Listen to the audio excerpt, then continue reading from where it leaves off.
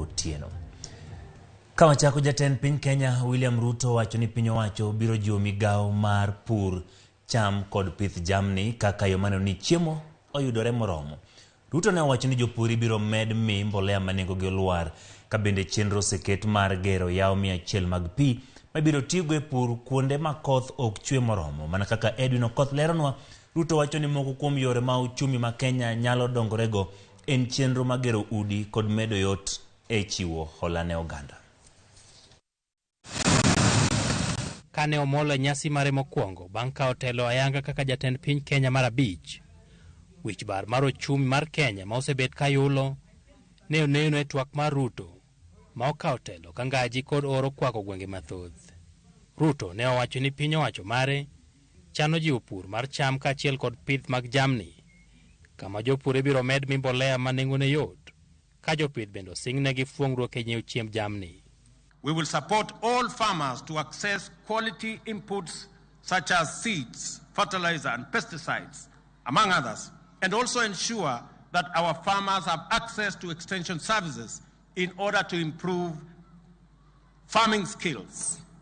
In the short term, we will continue with the fertilizer import program, but in the medium term, the government plans to have fertilizer manufactured in partnership with EAC countries in our region. E chenro no mar jiwo pur, piny owacho bende biro gero yawo ma kwan gero 100 kaka yo mar keto pi machiegni kod jopur, kama igeto puothe maromo eka 3 million. Irrigation is the ultimate solution in guaranteeing food security in our country.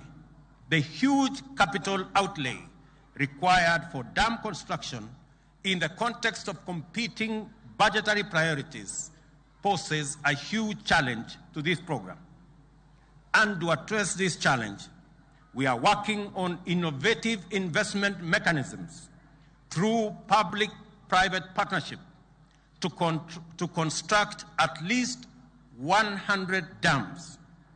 Consequently, it would be possible to progressively irrigate the 3 million acres already identified as irrigable land.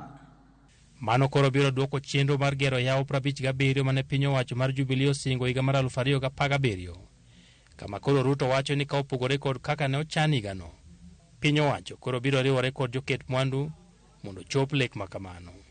Ruto bende geno tiyo kod chenro mar gero udi ma nengogi ni piny e counties duto ma pachoka, kaka yo mar nyayo thuolo mag tich kendo ywayo joket mwandu mabiro gero ute 200,000 higa ka higa. We have equally committed to close the housing gap, which stands at 2 million units as at now.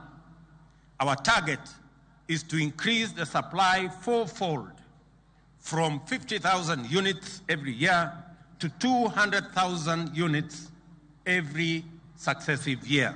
Kane ogolo ranyisi kod The Hustlers Fund ma osingo yango tarik 1 dwe mar 12 higani, Ruto wacho ni okenge pod idhi kaw mar miyo weg ohala yot mar yudo hola mabiro miyo gi thuolo mar yawo ohelnigo. Credit products will be available under the Hustler Fund to small businesses on digital platforms at affordable rates being single-digit rates to individuals through chamas, groups, SACCOs, and cooperatives. All borrowers in this platform will not only access affordable credit, but they will also participate in short-term saving plan and long-term pension program. Every saving made by borrowers on this platform will be matched by the government of Kenya on a 2-to-1 ratio to a level to be determined by the program. Ochumi mar Kenya pod medo yulo, kama dongruok mar 5.2 mane oneno ki dwe mar 3 kod dwe mar 6 higani ni piny ka opim kod 11 mane oneno kinde makamano higa mokalo. Edwin Okoth, Ramogi TV, Nairobi.